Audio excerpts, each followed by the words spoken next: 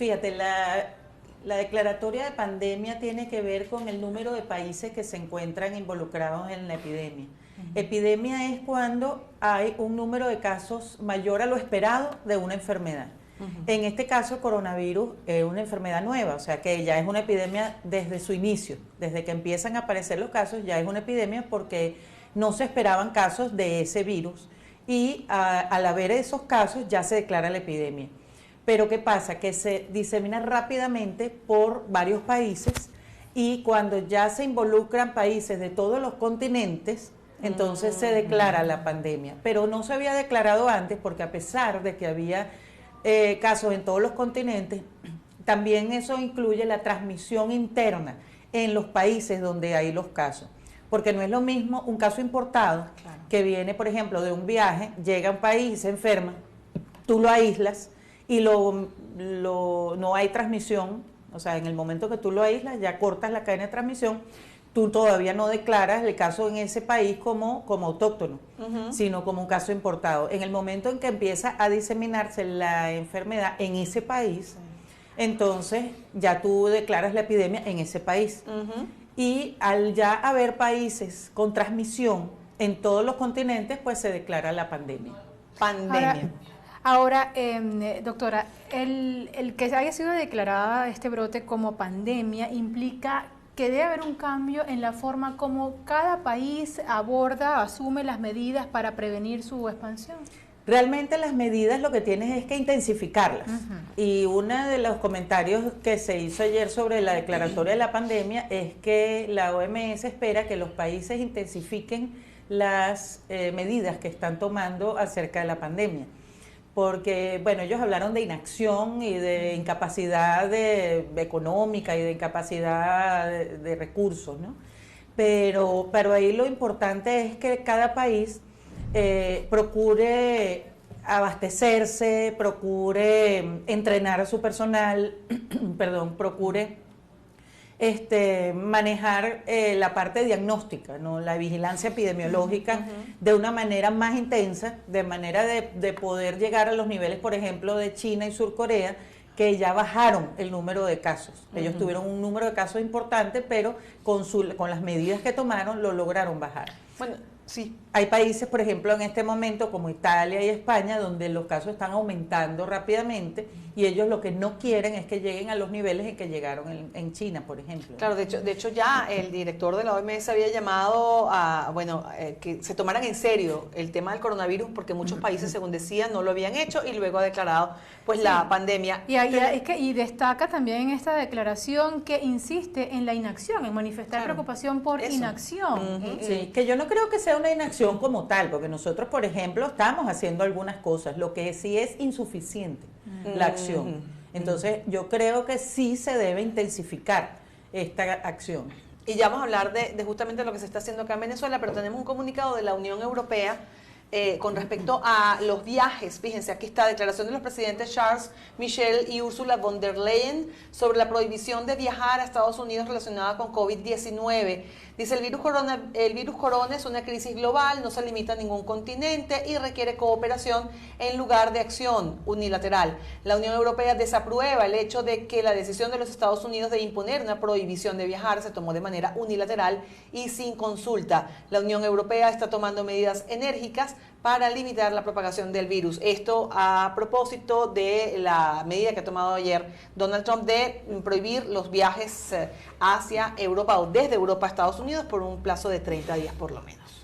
Sí, bueno, y también el director de la OMS decía que lo importante era conseguir un equilibrio que permitiera continuar con la actividad, preservar también de alguna manera la salud de las personas, evitar la expansión del brote, ¿no? ¿Cómo lograrlo? Es como complicado. Es complicado porque eso tiene muchas implicaciones. Por ejemplo, cuando tú pones en cuarentena un grupo importante de personas, como ha pasado en algunos países, tú, por ejemplo, limitas la producción de alimentos, limitas la distribución de los alimentos. Claro. Las personas no ganan dinero porque no pueden trabajar. Los niños no van a la escuela. O sea, eso tiene implicaciones sociales y económicas muy importantes, que ya se están viendo en algunos de los países donde ha habido ese tipo de cuarentenas tan importantes. Y eso es una cosa que lo que llaman el equilibrio es el hecho de que tú puedas tomar las medidas en contra del coronavirus sin afectar en una manera tan importante la política y la economía y la parte social de los países que están afectados. Entonces, eso es una de las cosas que no se ha logrado ver cuál es el momento o el sitio exacto donde deberían estar esos países para tratar de controlar la enfermedad, pero a la vez no afectarlos tanto desde esos puntos de vista tan importantes. Y acá en Venezuela, doctora, ¿cómo se está enfrentando la posible llegada de coronavirus? Hasta ahora, Nicolás Maduro incluso reconoció en cadena nacional que habían tratado 20 casos sospechosos, no había ningún caso positivo. Hoy se espera rueda de prensa precisamente de Maduro. Pero, a ver, ¿cómo se ha ido abordando el coronavirus acá en el país? Sí, bueno, ha habido algunas reuniones que se han promovido por parte del Ministerio de Salud y se ha logrado articular el manejo de la epidemia en el país. Por ejemplo, el hospital universitario al principio lo habían designado como Hospital Centinela, en este momento no sabemos por qué fue sacado de la lista de hospitales Centinela. Sin embargo, nosotros estamos haciendo una preparación, ¿no?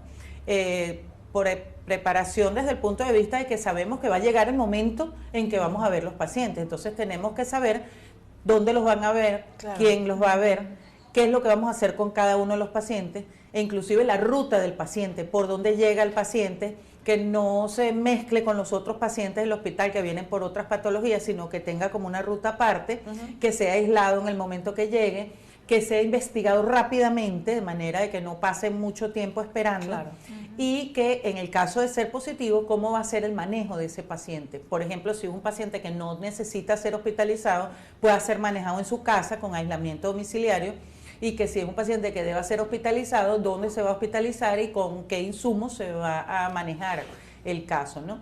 Hay muchas cosas que ya, digamos, en el papel están hechas y están discutidas entre las personas. Sin embargo, bueno, falta preparación, falta la parte de la dotación de los insumos, que es muy importante, claro, ¿no? El material de protección personal. No hay en este momento material suficiente. No hay material suficiente. De hecho, no hay material suficiente en ningún país, porque las personas, o sea, los países no están preparados para una epidemia de la magnitud que tiene esta epidemia, pero adicionalmente, nosotros en Venezuela tenemos un déficit ya originario, claro, digamos, de insumos y medicamentos que nos va a dificultar el manejo de los pacientes. Es decir, ese primer encuentro, abordaje del personal de salud con un paciente sospechoso, ¿cómo se da? ¿Tienen equipamiento? ¿Tienen tapabocas, mascarillas, guantes, etcétera? Bueno, para poder fíjate, tenemos ciertas cosas. Por ejemplo, OPS nos dotó de algunas mascarillas para recibir el paciente, o sea, para el paciente y para el personal de salud. Pero si eso nos va a alcanzar para el número de pacientes que vamos a ver, pues no lo sabemos.